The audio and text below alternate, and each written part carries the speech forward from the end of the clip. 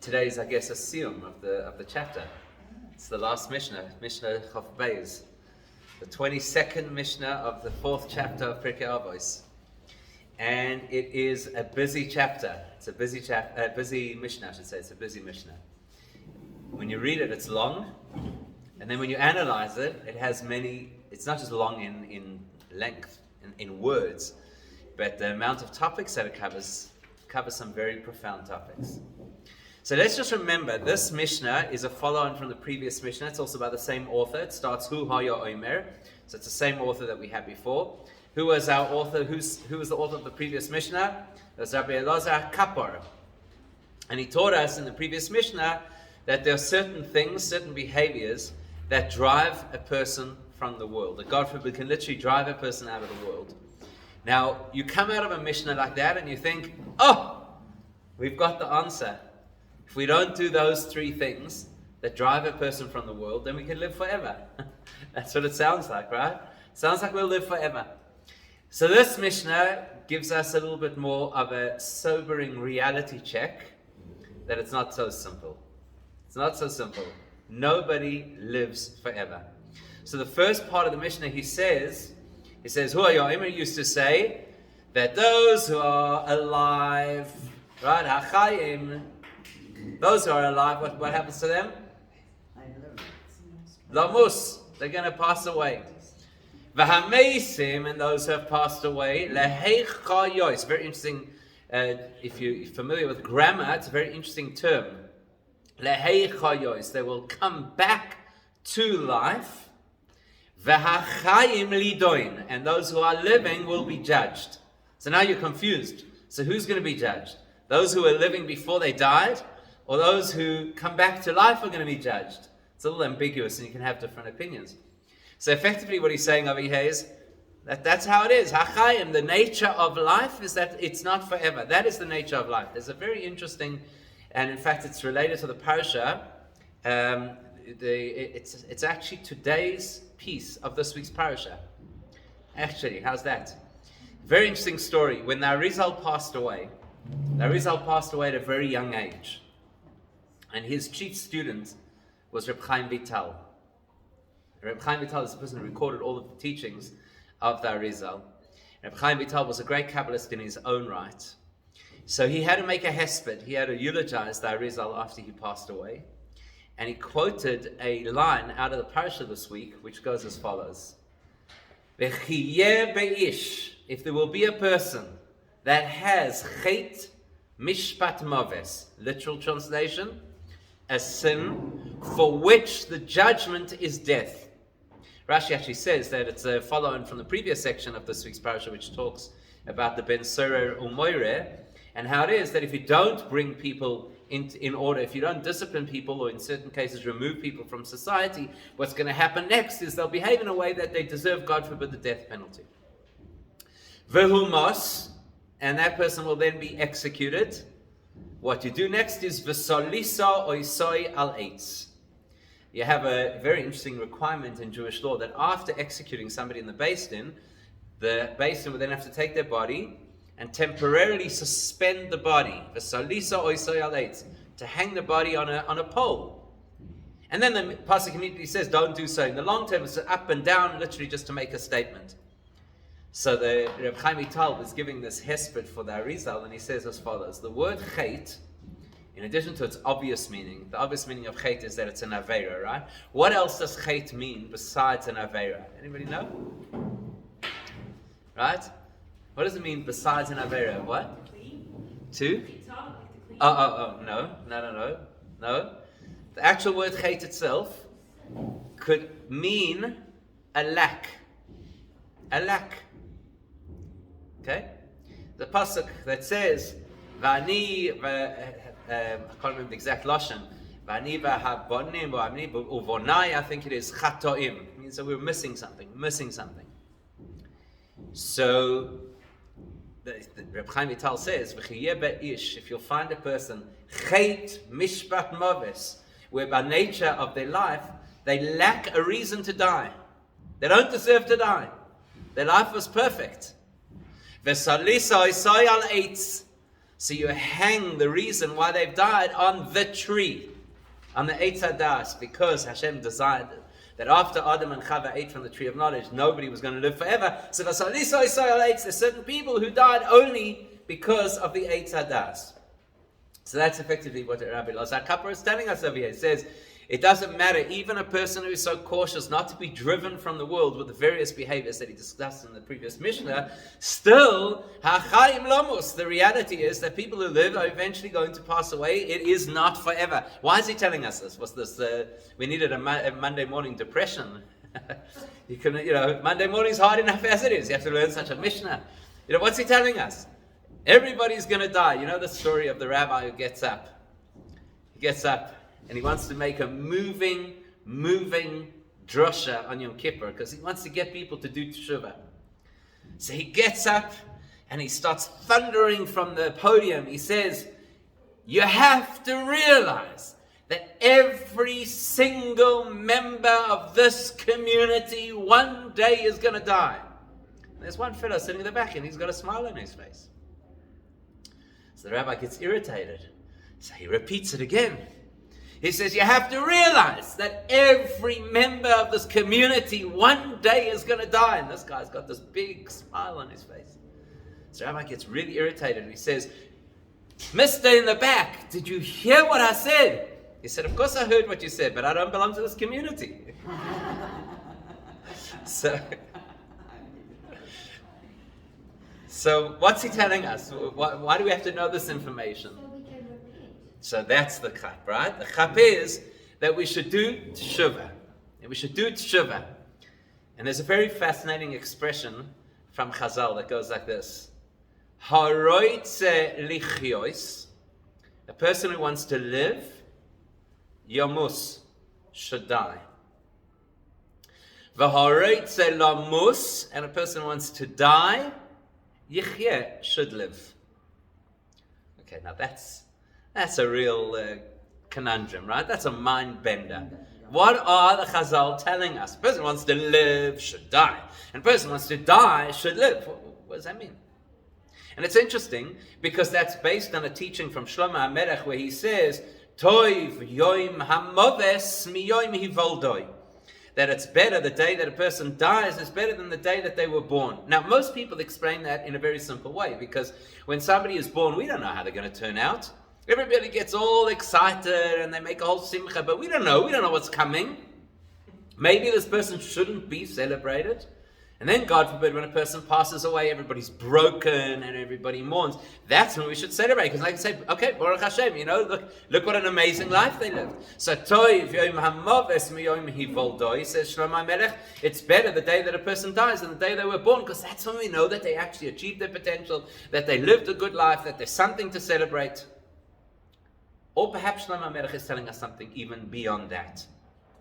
The beginning of Parashas Chukas, where it talks about the para aduma, about the whole process of how you purify somebody who's been contaminated by the impurity of death. So there it says, Zois HaTorah, Adam ki yamus ba'ohel. Literally, the following is the law of a person who dies in a tent. Because we know that one of the ways that a person can become tamei is to be under the same canopy, under the same cover as a dead body. So this is the law. If somebody dies ba'oil in a canopy, anybody call out ba'oil oil, b'chlasher ba'oil, anything that enters or is already in the tent, tamei yitmashav shivas yamim is tamei for 7 days. So what does the Gemara say? How does the Gemara explain this particular pasuk? Zois ha-Torah. This is the way that a person accesses Torah. Adam ki yamus be'ohel. Oil is very often, a tent is used as a metaphor for a yeshiva. We know that all the way from Yaakov, that Yaakov was ish tam yoshev oihalim, that he was considered like a sincere person who sat in the tents. What tents? Ohle Shem ve'ever, the tents of the yeshivas of Shem and Ever. So the tent is very often used as a metaphor for the yeshiva. So Zois HaTorah, how does a person acquire Torah? Adam ki yamus ba'ohel, a person who dies in the tent. What does that mean? Says the Gemara, Ein divrei Torah miskaimin, ela b'misha mei misatzmo yoleho. That Torah does not really consolidate with a person until they're ready to kill themselves for Torah. What does it mean? Jump off a skyscraper in the name of Torah? Run in front of a bus? God forbid. What does it mean? So if a person wants to live, they have to be willing to die. And the person who wants to, God forbid, die should live. What does it mean? We get two choices. We get to choose. Either we live for physical things. If a person only lives for physical things, Yamus, everything that they bring into their life is transient and temporary. So even when they're living, they're dead. Because there's nothing of lasting value. Everything has to be replenished at some point in time. Loi ha-mesim yahalelu, as the pasuk says, we sing it in Hallel, and everybody sings it like it's good news. It's very interesting. Some of the tunes that we sing in our davening are a little misplaced. That's one of them. Loi ha-mesim yahalelu. What are we saying over there? We're saying Loi ha-mesim doesn't mean, God forbid, people who are already dead can no longer praise Hashem. It means people who are mesim, who while they're alive, they live for things that are of no lasting value. How can they praise Hashem? If a person wants to live, then they have to allow those things that are transient to die away. That's not what I care about. That's not what I focus on. Instead, I focus on that which is permanent, and then I take a live. Not only in the next world, because that's often how we think about it, but even in the here and now, I'm truly alive. By attaching ourselves to Hashem, that is true life. Not just an investment for future life, but it's true life in the here and now. That's what he's telling us. Hachayim, those people whose entire life is only focused on the life of the here and now, lamus, that's eventually going to die. V'hamesim, whereas those people who are willing to renege, to let go, to compromise on the things of the physical, material attractions of this world, lehei chayos, not only will they live, but they'll bring life into their life. Isn't it like what King Solomon says? Futility of futilities. Correct. They invest in just pleasure. Right. That's it. Correct. Exactly. Hevel havolim. Exactly. It's all absolutely futile. Okay? Right. But here's another perspective. The other perspective is hamesim. People believe that when somebody dies, we don't believe this, but many people believe when somebody dies, it's a dead end. It's the end. It's full stop. That's it. And we say hamesim. The moment a person dies, that is actually a moment of lehei chayos. A whole new dimension of the person comes to life. So therefore, he's giving us this perspective. The life as we know it is a life that eventually is suspended. But the life that we learn to appreciate and we learn to invest in, that's the heichayosim. That will be the life that actually comes to life. V'hachayim lodun. And those who are living are to be judged. That's actually good news. He's actually telling us that it's a brocha when Hashem judges you in this world. Because there's always the possibility of those who get judged in the next world. And on this, and we'll see a little bit more of the Mishnah, he starts to touch on the prospect of trying to get a glimpse of why it is that good people have difficult things in their lives. Remember, earlier in the parak we learned that that's one of the things we don't know. We don't really understand why Rishonim have a good life and why Tzaddikim have a difficult life. But the reality over here is that he's telling us, you have to know, hachayim lodun, if a person is judged during their lifetime, it's actually in their favor. Now there's a beautiful mashal that is used, it's a beautiful parable that is used to illustrate this. It's an interesting parable because you don't necessarily think of it this way, but it's a very interesting parable. And that is the parable of, it says Hashem tzilcha, Hashem is like your shadow. Now there are various explanations of what exactly that means. One of the most common explanations is that Hashem moves, so to speak, as we do. The principle of midah keneged midah, that whatever we do, Hashem reflects. Which is quite relevant at this time of the year, by the way, because we're headed towards the time of judgment. So the primary way that Hashem judges us is dependent on how we judge other people. But that's another conversation. So here's another explanation. How much does a shadow move in the course of, let's say, 5 minutes? How much does a shadow move? Once upon a time we used to have sundials, right? Right? So how much does a shadow move in the course of, how much does a shadow move in the course of an hour? How much does a shadow move in the course of a day? No, I'm saying you got a fixed item. Let's say you got a sundial, or you got a, right? So how much is going to move? How much? Not how. Right, and the size of the shadow is going to stretch what? Maybe a couple of meters if it's something very tall. How much movement? Now I'm not getting into the debate over here if the sun or the earth moves. So the purpose of this mashal, we're going to keep it simple and say, how much does the sun move in order for that shadow to move a centimeter? It's incredible, right? An incredible amount. So the mashal is, when things happen here in this world, what in this world is a small experience, in that world is a massive experience. So in other words, when a person has an inconvenience, we use the word yisurin, and whenever people hear the word yisurin, they think it means actual suffering, like God forbid, pain and suffering. Baruch Hashem, we live in the 21st century. For us, suffering is much more accessible. The internet is too slow. It's already yisurin.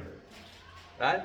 I'm not saying it light-heartedly. It's really how it is. If these are things that cause us distress, so it's a fraction of movement of the shadow down here on earth, it equates to what would be thousands of kilometers of movement of the sun, so to speak, in the heavens. Meaning, if a person is judged while they are alive, and they are dealt with while they are alive, what in this world may feel like it's a tremendous inconvenience or difficulty or stress or even pain, compared to those people who are only judged afterwards, we get away with a far better deal. A little bit of pain here equates to a lot of judgment there. That's what he's teaching us, which is a fascinating principle. And so therefore he tells us, Leida, it's interesting how he says this, Leida lehoidia or lehivoda. 3 different expressions.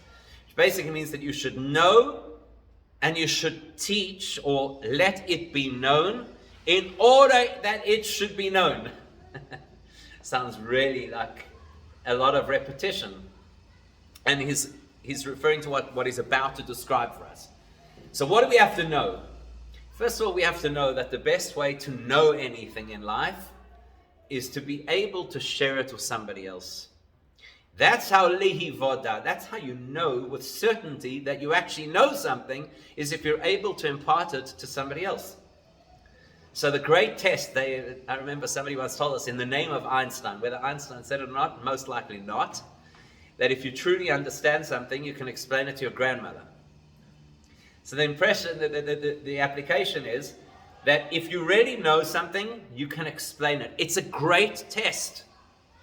Anytime that we experience something and we say, I know this topic, but if you really want to understand it, you need to hear that lecture or you need to read that book, we're effectively admitting to ourselves we don't really know the subject because we can't impart it. So later, how do you know that you know something? Lehoidia, if you can allow other people to come to know it, then lehivada, that consolidates the principle for yourself. So it's quite valuable what he's telling us. What do we have to know? So now he gives a whole ream of adjectives to describe Hashem. What is Hashem? Shehu Kael, he's God. Hu hayoitzer, he is the one who forms everything. Hu haboire, he is the one who creates everything. Hu hamavin, he is the one who understands everything. Hu hadayon, he is the judge. And you'll notice here, he uses the definite article, the judge. It's along the lines of another Mishnah that we learned earlier. Ein dayon yechidi elo echad, that there's no single judge except for Hashem. So he's the judge. Whereas the next thing he says is, who aid, he is a witness. Not the witness, a witness. Hu bal din, he is the litigant. Vehu asid ladun, and he in the future will judge. And then he tells us, V'dasha kol lefi hacheshbon. Know that everything, which we'll see in a second, because he first gives us all the other elements about Hashem, which we'll come back to, and then later on he's going to say, V'dasha kol lefi hacheshbon. Everything is according to hacheshbon. So let's understand, what's he telling us over here? What's he telling us that we don't already know? Do we know that Hashem is God? Yes. Do we know He's creator? Yes. What's He telling us over here? And why is it relevant to this particular conversation? So the fact that He says Kael, that Hashem is God, He could have used other words. Why is He using this word? What is the implication of the name of Hashem Kael? It's quite relevant at this time of the year in Elul. It's particularly relevant. It's the name of mercy. Hashem, Kael Rachum V'Chanun. It is the name that implies Hashem's mercy. So that's the theme. You start reading this Mishnah and it talks about the fact that everybody's eventually going to pass away at some point. Whatever the case, sounds a bit heavy. So what does it tell us? Shehu Kael. He is a merciful one. He's a merciful God. And then he tells us two facets of how Hashem creates. He tells us He's Yoitzer and Boire, which incidentally, by the way, are how we experience Hashem rather than how Hashem operates. Hashem's operation would be Boire and then Yoitzer. He would first create and then He would form. But in our experience, we first become aware of Yoitzer, of what Hashem has formed, and then we have to understand Boire, that He's the one who created. What's the difference between creating and forming? So Bria, as the Ramban tells us right at the beginning of the book of Bereshis, the word Bria, creation, automatically implies Yesh Me'ayin, existence from absolute non-existence. So you may remember that story about the group of scientists who wanted to prove that there is no God. And how they're going to prove it? They're going to prove we are also capable of creating something that was never there before. So they read the Torah's account that Hashem created man from dust. So they said, we're going to do the same thing. We're going to create man from dust. And they went through a whole lot of experiments. They eventually reached the point they were able to create man from dust. They called this massive meeting, and all the religious leaders from around the world to prove that it's not true, there's no God, you can create man from dust. So they get up and they're about to make their whole big presentation, and one rabbi puts up his hand. And they say, yes, sir. They say, make your own dust. In other words, Yoitzer, to form something from pre-existing material, is within the scope of the human experience. We can do it. So theoretically, if one day they actually clone humans, let's assume that it actually happens, it's not going to scuttle our faith, because it would be Yetzirah, it would be taking existing genetic material and then cloning it to create a person. I don't know what kind of a person that would be, and there's all kinds of philosophical questions about whether they'd be obligated to fulfill mitzvahs or not, and we already have precedents, so if they think it's a big deal, they can go visit the Maharal in Prague, and they can find out it's not such a big deal. But the principle is that humans, it's within the human experience to be able to be yoitzer, to form something that already exists into a different form. But boire, to be able to create yesh me'ayin, is only b'cheik ha-boire. It's only something Hashem could do. No other entity could ever produce such a thing out of absolute nothingness, bearing in mind that the word ayin, which means nothing, doesn't just mean it doesn't exist physically, it also means it doesn't exist conceptually. Now that's a really difficult one. In other words, before Hashem created the world, it's not like there was this idea floating around to have people, but no one had the way to make people. Or there was this idea to have a world, but nobody had ever made a world before. There was no idea of a world. The concept of creation didn't exist. So if we're going to talk about how Hashem relates to us, we need to create a balanced perspective in our lives. Because unfortunately, what happens is people end up erring on both sides of the spectrum with regards to Hashem. Some people reduce Hashem to being far smaller than necessary, and some people reject Hashem to being more aloof than necessary. So, when you hear the word boire, that naturally should make us think, oh, we can't have a relationship. How can we have a relationship with Hashem? It doesn't make any sense. How should we be? He's the boire, He's the creator. Okay, now if that's a little abstract, let's talk about it in terms that we could relate to. Let's talk about terms we could relate to. Like, for example, let's say that somebody is a sculptor. Or let's make it even more exciting, and let's say that somebody is a robotic engineer, because we were just talking about that before. Right? Somebody who makes robots. Not the South African kind. Real robots. Okay, so somebody makes a robot. And this particular robot is, let's just say, you get all these new robots today, right? So you got the robotic vacuum cleaner. Let's say as an example, right? The robotic vacuum cleaner. Okay, so somebody creates a robotic vacuum cleaner. Now the correct term would actually be forms, because they take existing material and they put it together and they put it in a motherboard and do whatever they do, and they program it, and now there's this robotic vacuum cleaner. Would it make sense to say that the inventor of the robotic vacuum cleaner has a personal relationship with the robotic vacuum cleaner? Does that make sense? Would it make sense? Wouldn't make sense. Would it make sense to say that that person would get upset if somebody smashed the... Yes, well, you broke something that I made, so that's offensive to me. But I'm not going to have a personal relationship with the product. Now, let's take it up a notch.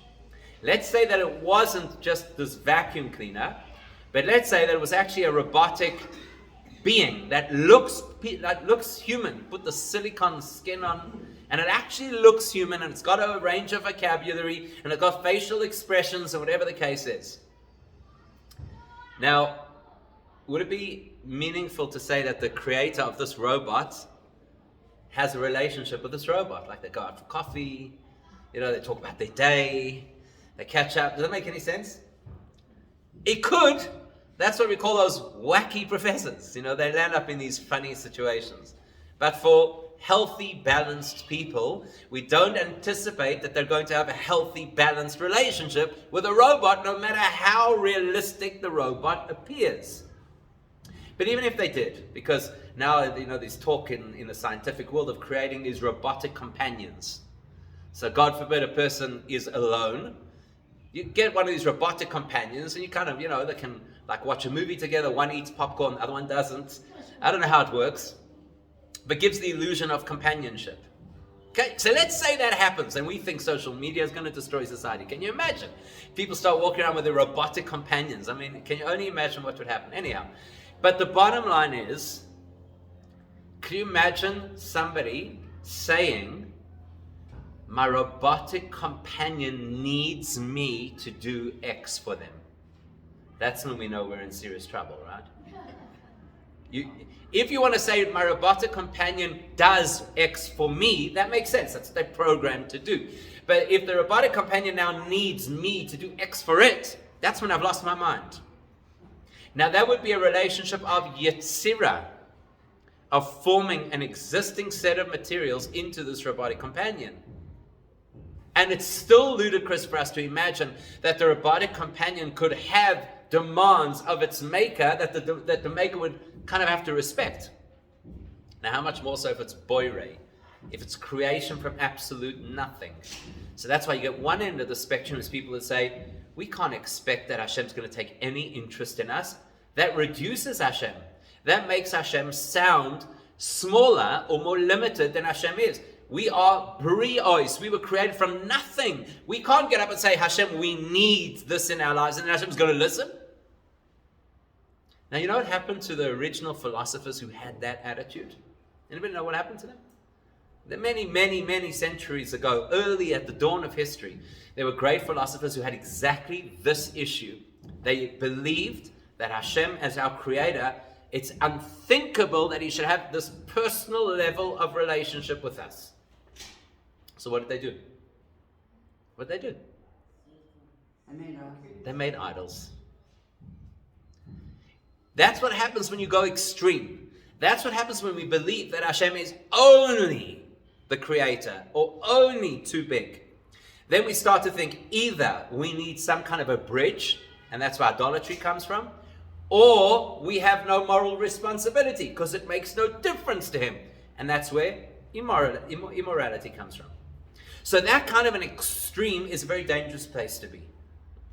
What's the opposite extreme? I've got God on speed dial. As soon as I need something, because Hashem loves us all, right? And it sounds nice, and it sounds very inviting. Hashem loves us all. And therefore, if we need something, he's going to do it for us. That would completely reduce Hashem to being very much in our environment and very much kind of bound by the realities that we live. And that's also inappropriate.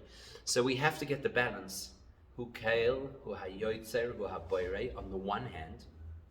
We have to acknowledge that Hashem is completely beyond us. And yet on the other hand, hu hamevin, hu hadayan, hu eid, hu baldin, hu asid ladun, and yet he takes an interest, a personal, real interest in our lives. And in fact, that's actually Hashem's greatness. Hashem's greatness is the fact that he's not bound by either end of the spectrum. We all think Hashem's greatness is that he's larger than, greater than our reality. That's only half the story. Hashem's greatness is that he is infinitely greater than our reality and yet completely engaged with our reality. And if that seems to be self-contradictory, that's exactly the point, because Hashem doesn't have to conform to what makes sense. That's what he's showing us over here. Hu Kel, Hu HaYotzer, Hu HaMavin. Hashem is absolutely the source of everything, the creator of everything, absolutely on the one hand. And on the other hand, not only is he HaMavin, the one who understands everything clearly in the most brilliant way. And not only is he Hadayon, the ultimate judge. Obviously he's the ultimate judge because he knows everything as it truly is rather than as it appears. But more than that, Hu Aid. The definition in Torah of a witness, of an aid, means they have to see it for themselves.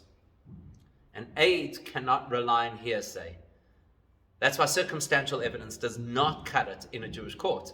The only kind of testimony we'll accept in a Jewish court is eyewitness evidence. The person had to see it with their own eyes. Now we have precedent in the Torah where Hashem does exactly that. We have a few occasions in the Torah, usually in Bereshis, you see them most clearly, where it says, Vayered Hashem. Hashem goes down. He goes down to see what's happening with the people of the flood. He goes down to see what's happening with the Tower of Babel. He goes down to see what's happening in Sodom. Why? Because Hashem wants to, so to speak, see it with his own eyes. In other words, Hu Aid, he enters our world. He doesn't belong in our world, so to speak. He's not confined by our world. He's not bound by our world, but he wants to enter our world. Hu Aid, he is the witness. Not only is he the witness, but Hu Baal Din. Now, Baal Din is a very personal investment. He's a litigant. That means to say that very often a person will say, do you honestly think it makes it? How often do you hear people say this, right? Do you honestly think it makes a difference to Hashem? Do you honestly think it makes a difference? And fill in the blanks. So one person will say, do you honestly think it makes a difference to Hashem if my mezuzah had one letter that wasn't exactly 100% right? I mean, surely Hashem can understand. I'll never forget, I was a kid, and I took somebody's mezuzahs to check. And they had a particular health challenge at that particular time. And we took the mezuzah to check. I'll never forget this. I walked out, the person had a shop at that time in Balfour Park, when Balfour Park used to be a Jewish center. Just those people who remember, right? So that's when Wimpy used to serve matzah burgers in those days. So it's true. So I remember walking out of the center, just taking the mezuzah, and I opened it up. I figured I'm just going to take a look before I go to the sofer, just to see what the mezuzah says. And the sofer who had written that mezuzah had obviously been distracted and had written the following. This was a person who at the time was going through an issue with their heart, and the line in the mezuzah said, "Ukashartam la'ois al levavecha." You should tie them as a sign on your heart instead of on your arm. So I went straight back in and I said, look what I just found. And the guy was so upset. He was like, why does Hashem care that it says the wrong words?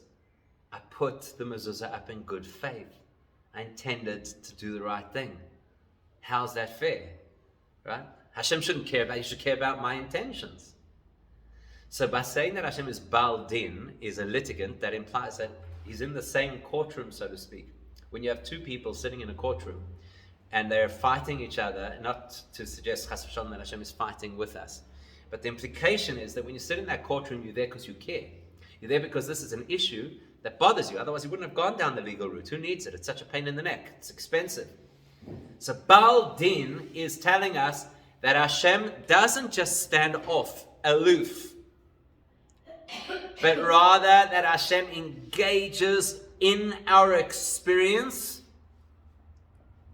and makes it personal to him. So therefore it does make a difference if Shabbos comes in at 6:38 or 6:39. Or if we wait 5 hours and 45 minutes after meat, or we wait 6 hours after meat. It may sound to us as if these things make no difference to Hashem, but the principle of how we understand Hashem's engagement with the world is, on the one hand, he's fundamentally beyond the strictures of this world, and yet he chooses, and that's the key word over here, he chooses to completely engage within the framework of the world. That's what he's illustrating to us. It sounds almost combative, because if someone's a litigant, they're like coming to prove something, prove you wrong. So it sounds almost like... True. That is true. He has it in for you. That is true. So bear in mind, a Baldin could be on either side of the argument, could be the defendant as well. And I'm not suggesting chas v'shalom, especially at this time of the year. You've got to be really careful at this time of the year. Don't start talking about Hashem like in the courtroom and he's out to get us and he's got his files and whatever the case is. But the implication is that he's in the courtroom. That's the point that we want to speak about. It's not like it's outsourced or it's something that Hashem doesn't care about. The emphasis over here is not on the combative nature of what normally happens in a courtroom. It's about the possessive nature of the person who is in the courtroom, how much they care about their side of the case. That's what's relevant to our conversation here. And then he says, V'hu osid lodun, that it's only going to happen in the future. Osid lodun. He's going to only judge us in the future. In other words, that implies that very often people go through life and they think, well, so far, so good. You know the joke, and it's an overused joke about the guy who jumps off the Empire State Building. And as he's falling down, he comes past like the 80th floor, and there's a guy, a nudnik, who's got his head out the window, and he sees this guy falling down. He says, "How's it going?" The guy says, "So far, so good." There's a very interesting psychological insight that goes like this. It's called the psychology of the Thanksgiving turkey. Now in South Africa, we don't really know about these things. So the psychology of the Thanksgiving turkey goes like this. That about a month before Thanksgiving, the farmer takes one turkey and starts to feed it better than all the other turkeys. So this turkey thinks, oh, farmer likes me. And I have proof, I have evidence. Why? Because I got more food than you got. The following day, it repeats, gets more food. So that now consolidates the turkey's belief that he's the favorite turkey. And so this goes with every passing day of getting fed better than all the other turkeys. That just firms up the turkey's belief that he is the favorite turkey.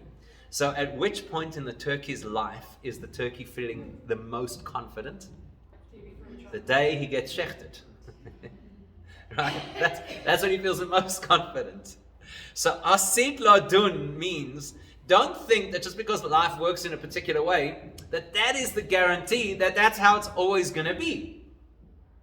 Asid ladun, Hashem waits, gives us an opportunity, allows us the opportunity to make corrections, to do tshuva. The fact that Hashem defers or delays the consequences of things that we do is not because he's missed it. It's not because he accepts the kind of behavior. It's because he wants us, as the expression goes, erech hapayim, he's long-standing in his patience to allow us the opportunity to do tshuva. So we should never be fooled, and you're going to see a very similar thing that he says at the end of the Mishnah, which we'll come back to later, which is, don't allow your Yetzer Hara to convince you that one day it's all going to be fine, one day a person passes away, it's all going to be fine. It's a similar psychology. Don't allow ourselves to believe that somewhere down the line, that Hashem's going to miss a trick. He's not going to catch what should have been dealt with. So it's a very balanced, but actually quite a challenging Mishnah, because it effectively says, we need to be on top of our game.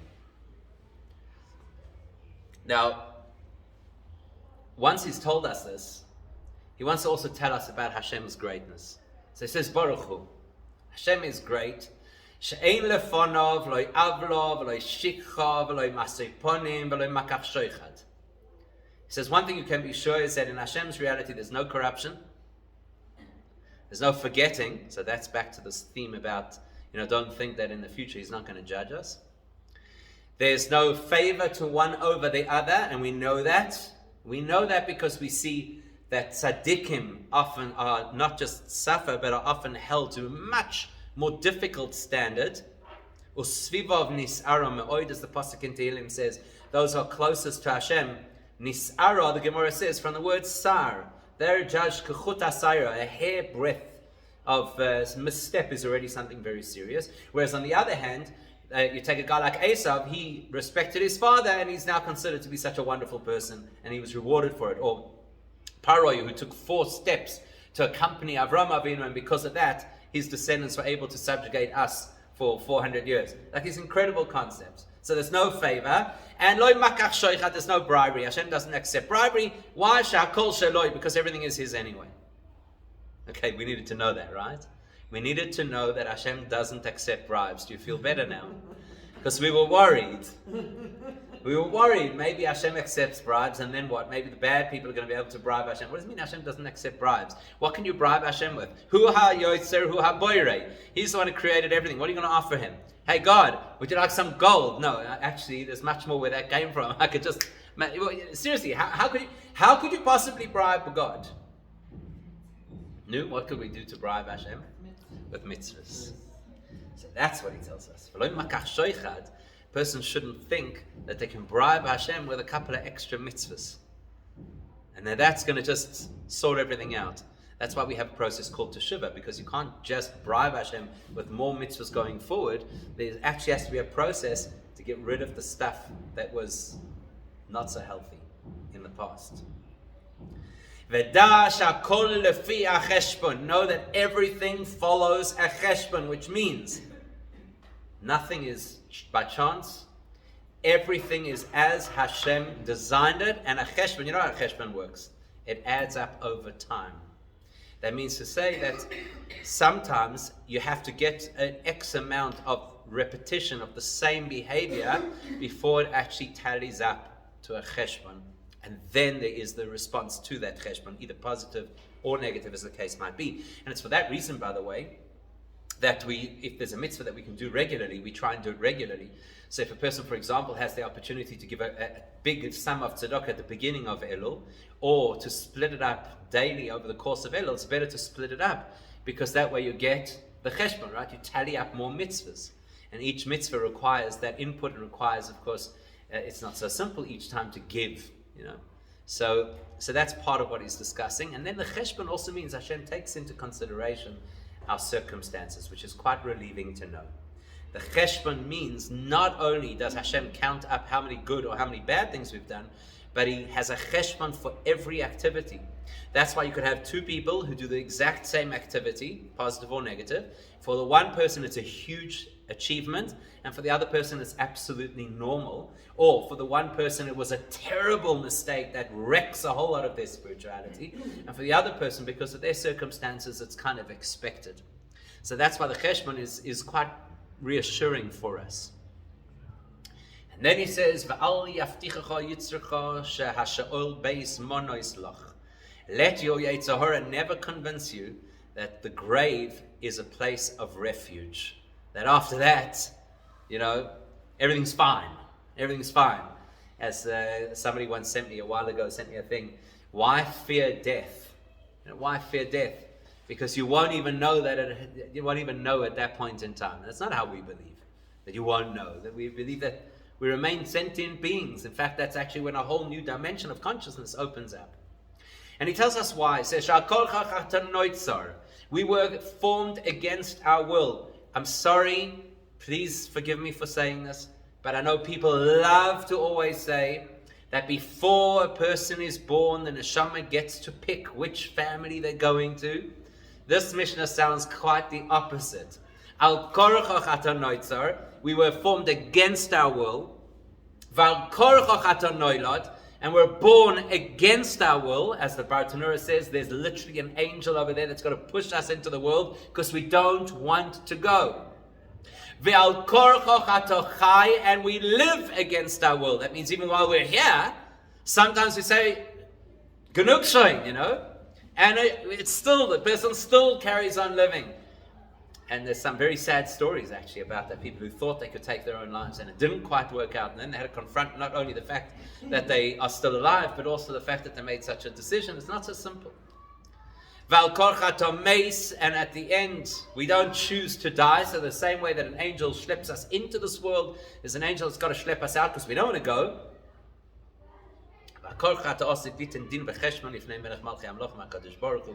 And eventually, against our will, we're going to have to give a reckoning in front of Hashem, and that's why there's no escape in the grave, because that's where we have to give a reckoning to Hashem. So we're really pretty much out of time, and there's still one very beautiful concept to consider, so I'm going to try and summarize it. And that is, in this last part of the Mishnah, he's effectively giving us the tension and the balance of spiritual growth in Judaism. Al korcho chato chai, val korcho chato meis are contradictory. How can it be that you live against your will and die against your will? If it said you're born and die, that makes sense. But how could it say you live against your will and you die against your will? That seems to be a contradiction. One or the other. Either you want to live or you don't want to live, God forbid. So that in that lies both, as I say, the tension and balance of spiritual development in Judaism. To die means that the neshama is freed of the challenges of this world and is given the opportunity to reconnect to Hashem, and that's very attractive. To die also means not to be able to continue to do mitzvahs. The tension is, al korcho chato chai, there's a part of us that has to wish we were not stuck in the here and now, in the physical world, so that we could have that connection that the neshama will have with Hashem, and that really should be a big part of our lives. We wish to be freed of the materialism of this world, so to connect to Hashem. And al korcho chato meis, at the same time, we should wish never to have to be freed of this world, because it's only in this world that we can serve Hashem. And if we can get that balance right, then we actually serve Hashem properly without personal vested interest. Because then it's not about what I want, it's about what Hashem wants. And Hashem wants me to have that tension. Part of me should want to escape the world to connect, and part of me to recognize that what Hashem expects of me is actually to be here. Okay, it's not an easy one, but it's an amazing concept just to bear in mind, and something we could think about, I'm sure, a lot more.